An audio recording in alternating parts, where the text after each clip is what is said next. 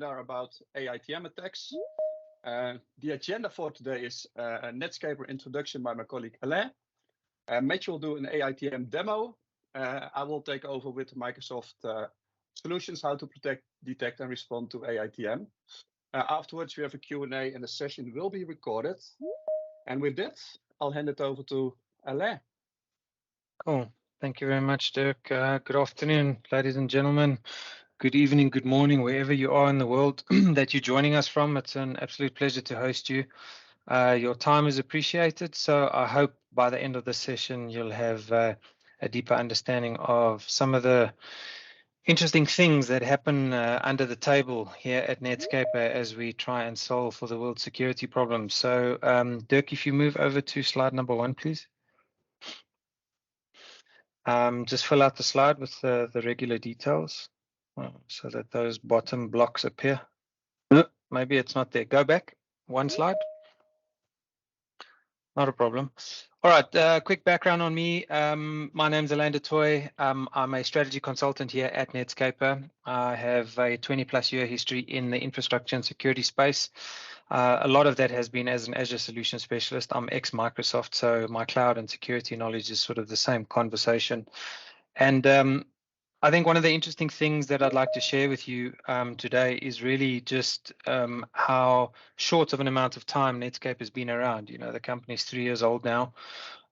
We've reached several milestones, most notably partner status across 2 countries, servicing the South African region where our main security operations center is. The company was founded in Amsterdam 3 years ago, and our second security operations center is founded there, covering the European theater. We are members of the Microsoft Intelligent Security Association, and we also have a direct seat within the Microsoft Research and Development Center in Israel. So how this benefits our customers is, I guess, from a design advisory perspective, it can be argued that Nedscaper are part of Microsoft's extended product development teams, which really just means that when we build security operations center capabilities in our SOC operations globally, it means that we have the best of what's currently available, whether it's something that we're testing that's not generally available, or whether it's a case of us engineering something that is non-standard in the world of SOC development. So it really does put us on the forefront of SOC development. Another interesting thing that's quite useful to note is the very steep trajectory of growth of the business. This year alone, we're slated to reach just over 100 million rand in global revenue, which for a very small company who are effectively in their scale-up phase is a really cool achievement. And this is thanks to all the people that you see on screen. There's about 60 full-time employees across the Amsterdam and Cape Town and Johannesburg locations. And these are the people that have helped us achieve the top level of Microsoft certifications as a security partner. And what this also means is we are a pure play security partner. So in the world of security, we only do security. And on top of that, we also only do Microsoft security. So to frame this, before I hand over to the technical guys to take over, I'd just like to give you a quick little explanation of how the business is ordered from a project services perspective, as well as a managed services perspective. Thanks, Derk. Right, so to paint a picture for you how Nedscaper works, it makes sense to kind of break down our service catalog into 2 areas. The first is professional services, and this is what we use to cover everything from a project point of view. So this is a point-in-time delivery mechanism where we walk into a customer environment, we analyze something based on a statement of work or a problem statement that the customer gives us. We then frame a project around this. We do the work, the customer pays, we leave. The holy grail for us, though, and the long-term customer journey really takes place in the secondary part, which is managed services. This is where the absolute best of what we do from a managed XDR perspective comes to the fore. And we usually look at building out 3-year roadmaps and 3-year managed XDR relationships with our customers. And these are framed along the 5 pillars that you see below on screen. So I'm going to explain these to you very quickly before we move on. So in the world of security, I guess one can argue that the last true attack vector that just seems to be attacked on a regular basis is the identity. You know, it's very rare that physical devices become the entry point. It's mostly the identity these days that becomes the entry point, because the human ultimately is the weakest link, right? Even the most seasoned of security professionals can get caught out, and they do get caught out on a regular basis. So the starting point for us and point of departure ultimately is identity, which is now, as you know, powered by Microsoft Entra. So everything that we do from a security operations center perspective globally is first and foremost sort of powered by everything within the Microsoft Entra space.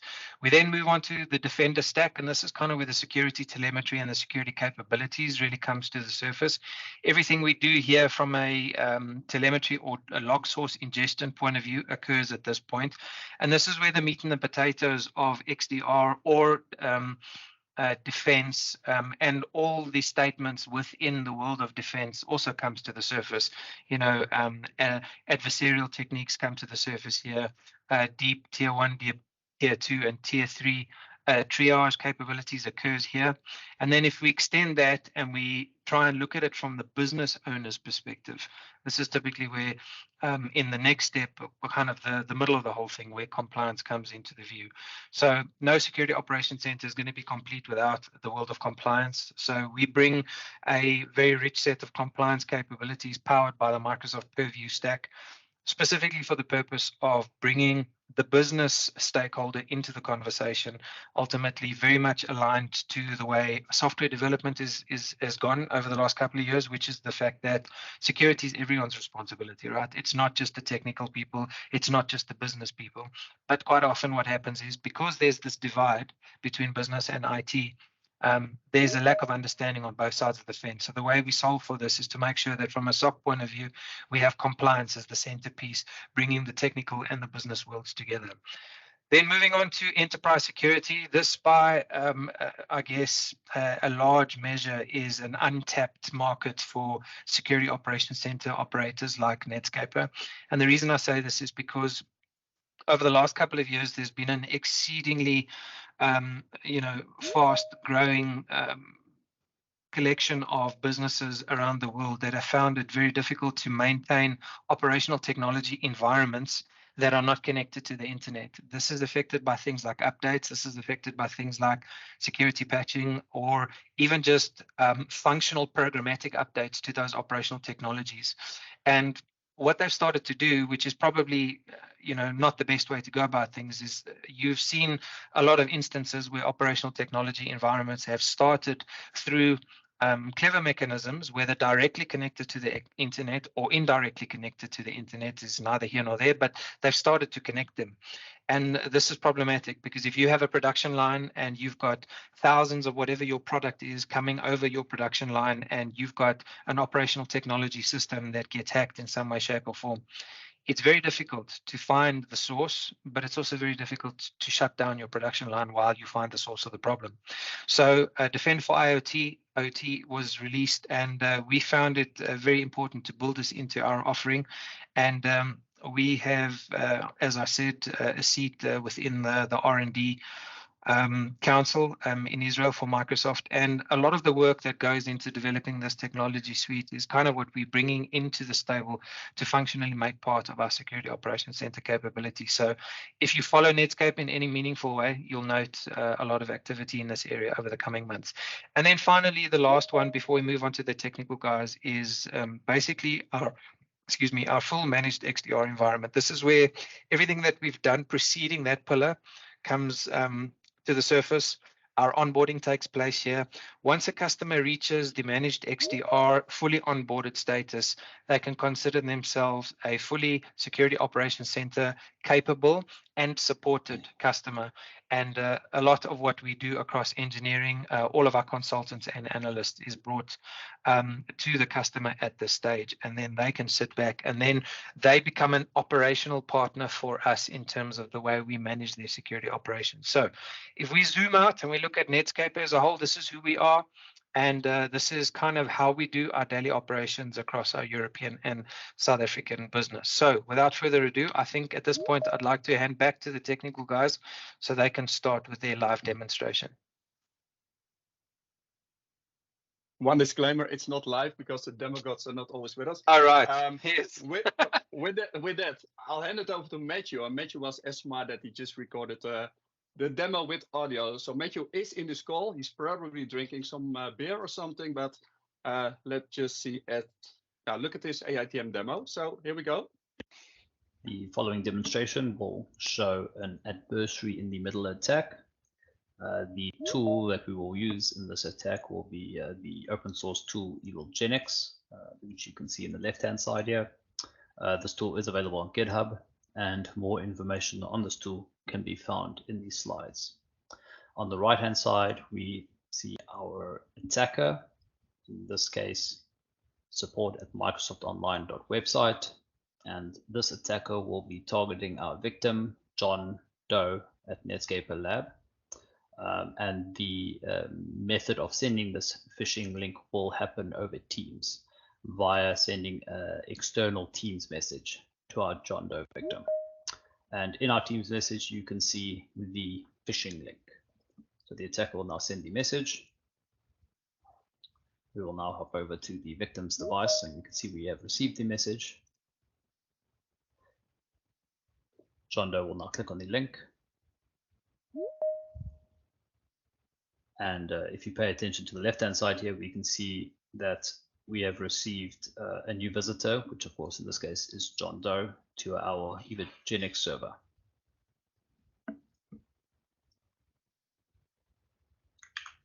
John Doe now proceeds to enter in the credentials. Note that this whole interaction is occurring through our EvilGenix server on our malicious domain fish.boats, and is then being forwarded to the legitimate Microsoft website. And of course, once we've entered in our correct credentials, we will, here on the left-hand side, we will see them. So we've captured the username and we've captured the password, and we proceed to also get an MFA prompt. So John Doe will now go ahead and complete the MFA portion of the sign-in. In this case, it's number matching, and it's also showing the location, which is indicating that the server or the request came from the United Kingdom. And that should actually be suspicious because John Doe lives in South Africa. But as we are aware, users can make mistakes or be fatigued and not pay attention. So in this case, John Doe did not pick up on the location and accepted the MFA prompt. And if you look on the left-hand side again, we see with the prompt being accepted that all the authorization tokens have been captured. In terms of John Doe's side, we see we're successfully signed into his account, but we're still communicating with our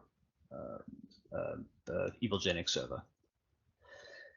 We go over to the EvilGenix side and we type in sessions, and then we pull the most recent session. We can see that we have the username for John Doe, the password, and of course the important bit, the cookie. So we will copy this cookie. We will go back to our attacker server, open up the browser to login.microsoftonline.com, and we will now import the 3 cookies we captured. And with refreshing the browser, we should now be able to sign into John Doe's account on the Microsoft 365 portal, bypassing MFA because that security check has already been passed. I will now hand over to the next speaker. Thank you, Matthew. So I'll take it over from here, and next time I'll also do the recording with audio, so I can also sit back and have a beer.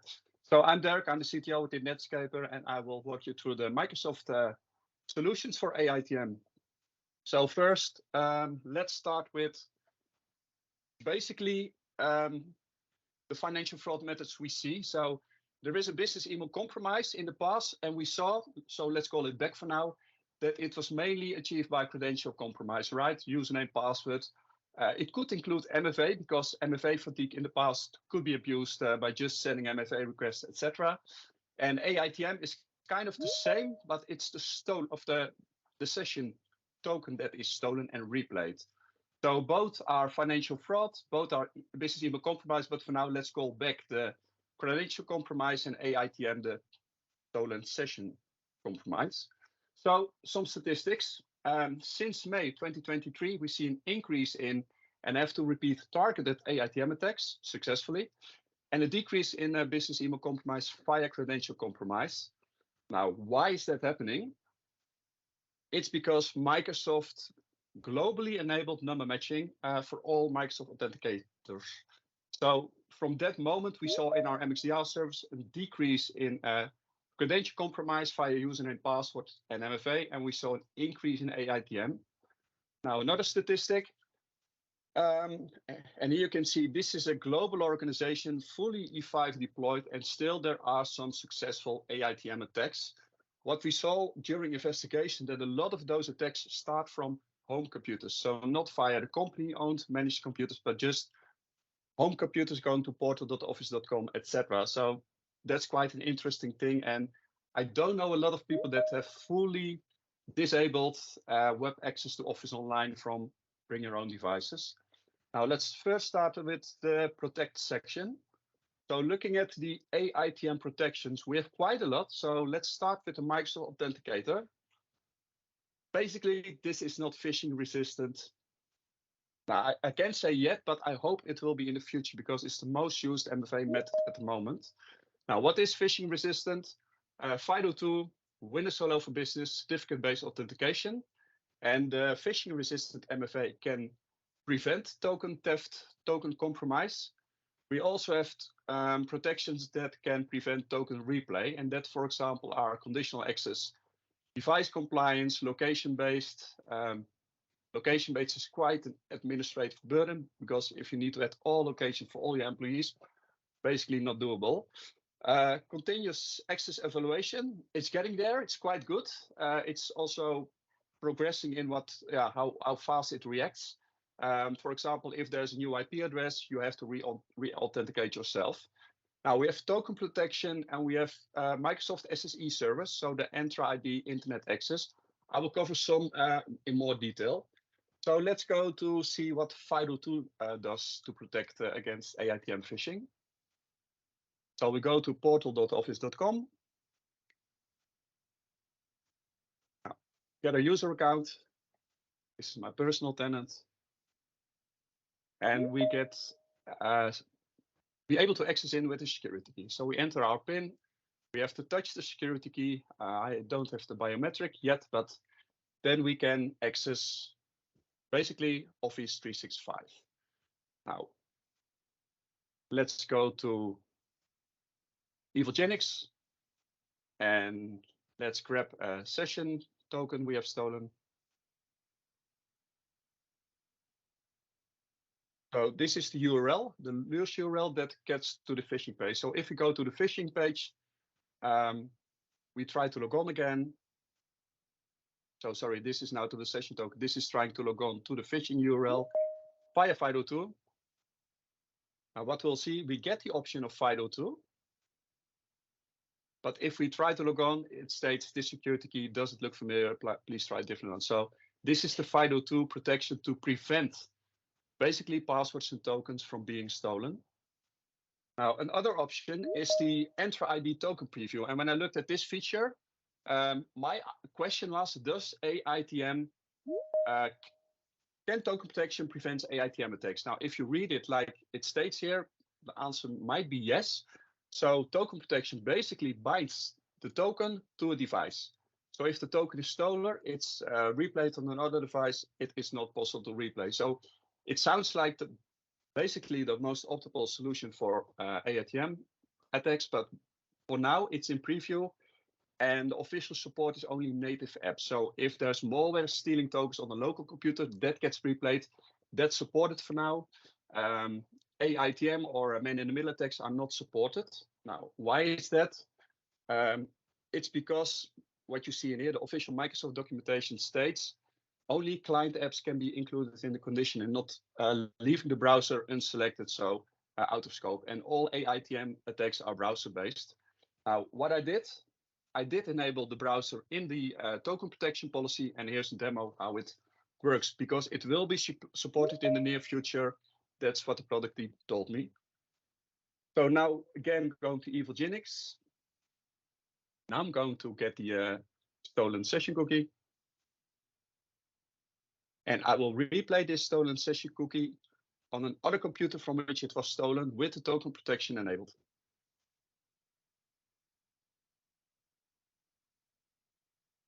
So we will import the cookie, and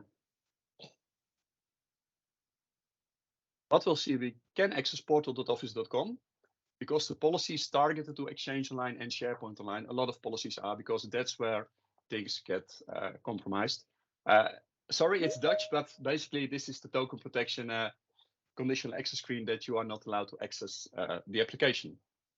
Now going to the next part, the detections. What I said, we saw a lot of detections, basically, not a lot of detection, a lot of attacks with customers. So for example, I created a very easy to read, to use script, KQL script for a Sentinel. And basically, if you look at the statistics from an AiTM compromise, it's Office Home, portal.office.com it's used.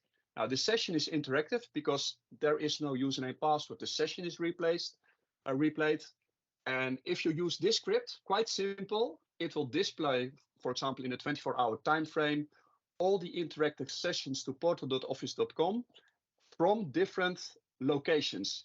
And if you, within 24 hours, for example, see this, the US and DE, or India and US, now 90% sure this is a true positive of successful AiTM attacks. So it's quite simple to use. It's for E3 customers. We're going to the E5 part later. Yeah, very effective. So now let's go to the respond part, and this is where the E5 comes into play. So AiTM attack disruption for E5 customers. So Microsoft 365 Defender has a feature it's released, I think, a few months ago, which is called automatic attack disruption. So what it does, detects the attack via AI/machine learning. It will classify the attack. It's a back attack, AiTM, human operated ransomware, etc. There's a new one released this week, the human operated attack, not sure. And basically it will disrupt the attack. So you need to have Microsoft 365 Defender deployed, basically all products. And what it does, Microsoft Defender for Identity will disable the user in AD, which will synchronize to Entra ID, and the user there also will be disabled. And it will contain the device. So keep in mind, it will not isolate the device. Isolation means the device cannot communicate outside of the device, no. Contain device meaning that all Microsoft Defender for endpoint devices will block that specific IP address. And in the login, you can see, for example, user activity, disable user completed. So it's fully automatic. The only thing, I hope Microsoft will disable the Azure AD or the Entra ID user in the future, because cloud-born users don't have an Active Directory, right? But for me, this is really a nice example of pure XDR. Not a lot of competitors can do it like this. Now, if you look at this portal,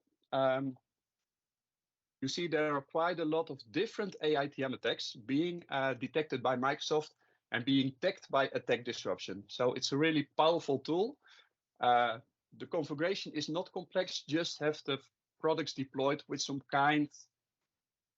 The simple settings like device discovery should be enabled. MDI should have an action account enabled, etc., etc. So it's not that complex, but really effective. The final product I'd like to discuss, or maybe like to showcase, is Microsoft SSE. So the Secure Service Edge, and specifically the Entra ID Internet Access. So if we look at Zero Trust, it was identity, devices, app data. With the Microsoft SSE solution, the network comes into play. So it will create a modern tunnel between the client and the endpoint. Basically, a compliant device is a device with the Global Secure Access Client installed, and you are allowed to access Office 365. Now, Azure AD hybrid, connected or joined, is a requirement. So again, if a session is compromised, the cookie is stolen, it's replayed, it's not possible. So I will show you in a demo. So this is a computer with the global secure access client enabled. So here you can see it running, connected. So we go to portal.office.com.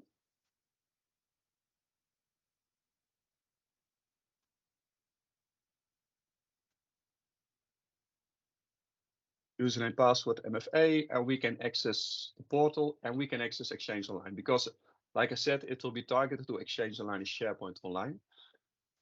Now, what I'm going to do now is I'm going to disconnect the Global Secure Access client, mimicking the bad actor computer where the token was replayed. So I can do a session replay of the cookie. I can also disable the client, go to a browser again, and log on to portal.office.com. For now, I will do it with username and password because it's basically the same policy, conditional access policy. And what you will see is after I log on,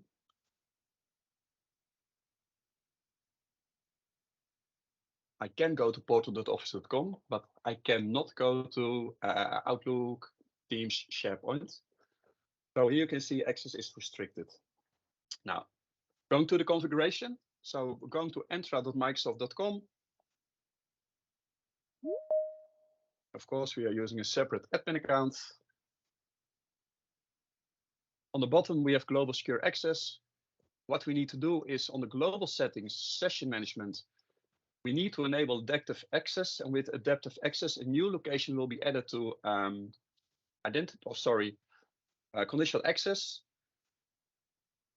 And in the policy, we can see that create a policy. And my advice for now is just target to a proof of concept, a pilot group, really small, because it has some smaller bugs in it still. The conditions are, for now, it's Windows. iOS, Android, Mac will be supported in the near future. And this is the important part. So we include any location and will exclude all compliant network locations, meaning if you don't have the global secure access client enabled on your endpoint or branch office, then you will not be able to access and block access is executed. And with that, that was the Microsoft solution overview. And we go to the Q&A section if there are any. I cannot look at the chat myself, but let's see.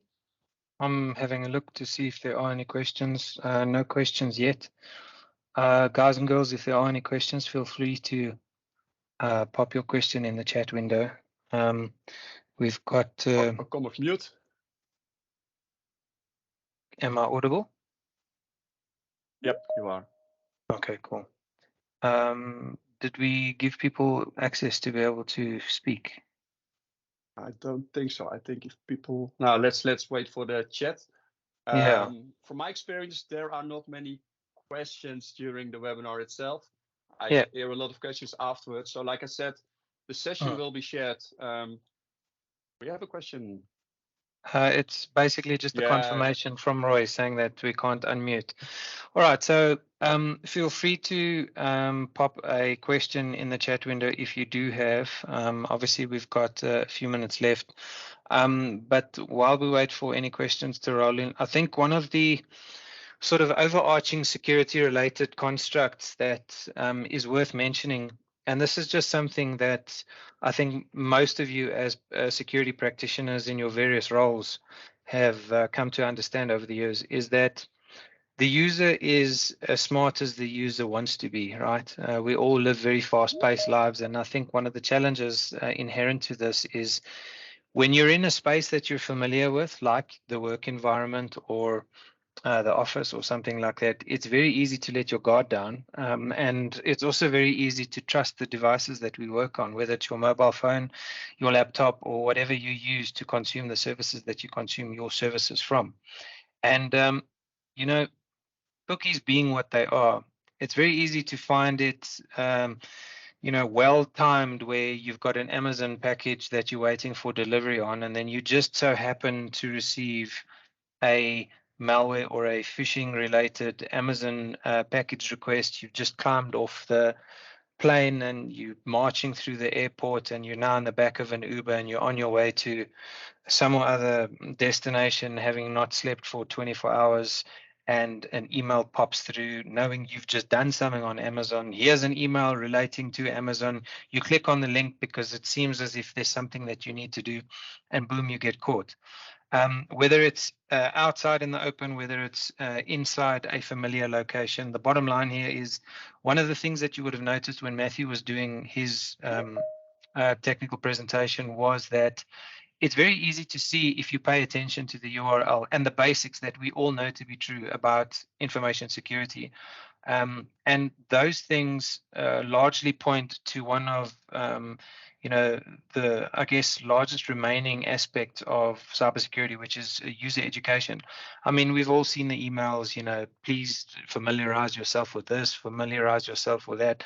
But user education and user impatience in terms of using technology is also a functional aspect of the reason why these attacks still occur, because even the most seasoned of people can get caught out. And generally, when users have a job to do, they might not be paying attention to the extent that they need to, which means they may miss basic cues like the URL that is non-standard, or if they click on the link, checking specifically before they click on the link whether there's a URL mismatch, and taking security as a functional part of their employment rather than just saying, security is the IT guy's responsibility or security is the business guy's responsibility.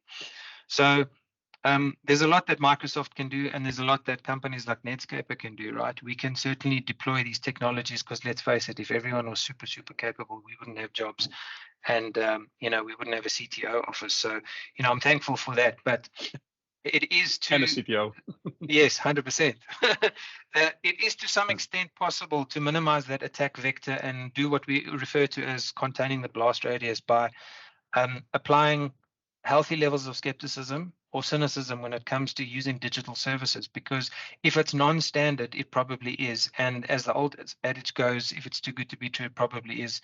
That's one of the overarching frameworks of human/digital interaction that we all often seem to miss, and we see this inside of our customers that we work with. So while token replay and all of these very advanced phishing attacks or capabilities are slowly but surely coming to becoming a thing of the past, where these technologies are effectively going to make this very, very much harder to achieve the kind of attack that we showed to you today.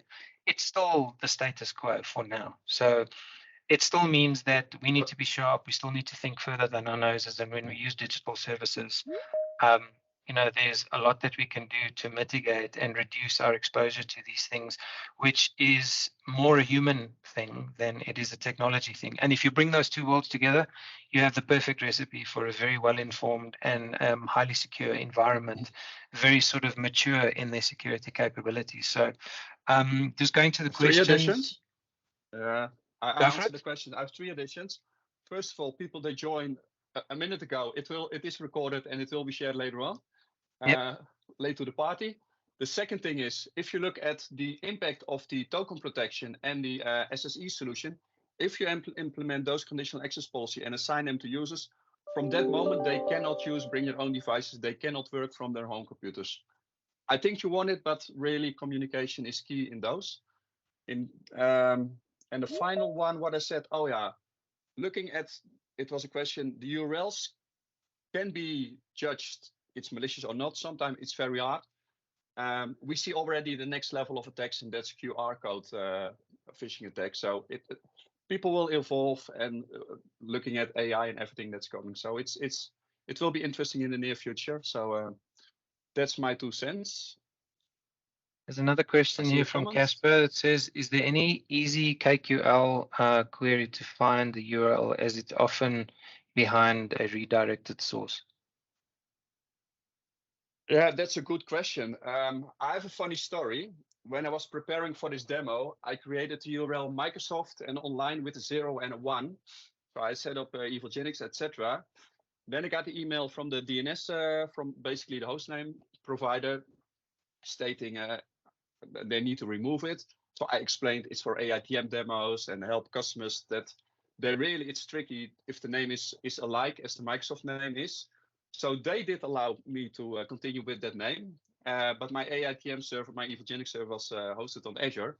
And then I got an email from Microsoft, from the top layer part. Oh, you're not compliant, etc. It's really a nice email, and I will keep it forever. But they basically stated, keep it, have it offline, else we're going to shut down your whole Azure subscription and environment. So keep in mind, attackers will have the options and the resources to basically change URLs every day, every hour maybe, and it's very hard to detect. Checking for the URLs, I think it's hard. There are a lot of options. I didn't call Smart Screen, for example, but things go that fast that it should be what we always tell you, zero trust, a chain detection. So check the URL, check the username password with MFA number matching, check that the token cannot replay, etc., etc. So it's there's no one solution I can say this is the best one. It's a combination of. I see another comment. Yeah, he's saying revoke login sessions, revoke MFA sessions, and repasswords. Yeah, look, I mean, this is a functional part of the way the technology works, right? Especially if, you know, you logged in Amsterdam at 2 o'clock and at 5 o'clock you log in from Japan. You know, this is one of those things that's certainly conditional access is going to help you with this. But these things are by no means isolated silver bullets, right? They are a recipe within a cake that once it gets baked functionally represents many parts of you know, the kitchen, if by pardon the expression. And the security kitchen is just growing because the attackers are getting smarter. The users are evolving, sure, but the technology in terms of what they use to attack the user is moving at a faster pace than what the user can learn. And obviously, the length of time that it takes for technologies to go through private testing and then public testing and then general availability is unfortunately not at pace with the inventive ways that attackers find to bypass the human, because this isn't a technology bypass; it's a human bypass, right?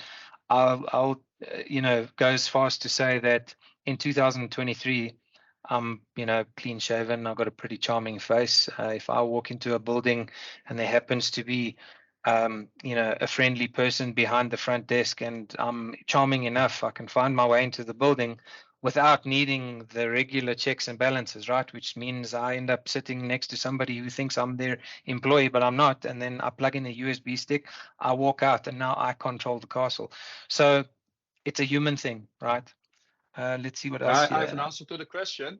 And this Yes, is a go nice for it. story also. It happened a few years ago. There was a security conference. All the attendees get an email, really big. This is a phishing email. This is a phishing link. Do not click here. And you know what happened? There are always users that click the link and log on. So you cannot stop user behavior. Yeah, and what I wanted to say, passwordless is not a solution. Password managers are not a solution because you copy paste. So again, it's a whole chain. Looking at the time, I have another very important meeting later on. And if you follow me on LinkedIn, there will be a nice announcement on 5 p.m. It's scheduled. So cool. That's worth listening out for. So, ladies and gents, I just want to say a very big thank you for spending your afternoon with us. I know the time. Some of you have families to get to. Some of you have traffic to deal with. Whatever that looks like for you, be safe in your travels. This video will be edited, the front bit of waffle and the last bit of waffle at the end, and it'll be neatly packaged for our YouTube channel to be shared with this community. And then if there are any questions after the fact, feel free to reach out to us at hello@nedscaper.com or check out our services and capabilities on nedscaper.com's website. We, as always, are very happy to field any questions, any interest you have in the services that we provide. And yes, with that, I think we can say goodbye for now, and we hope to see you on the next webinar. Thank you.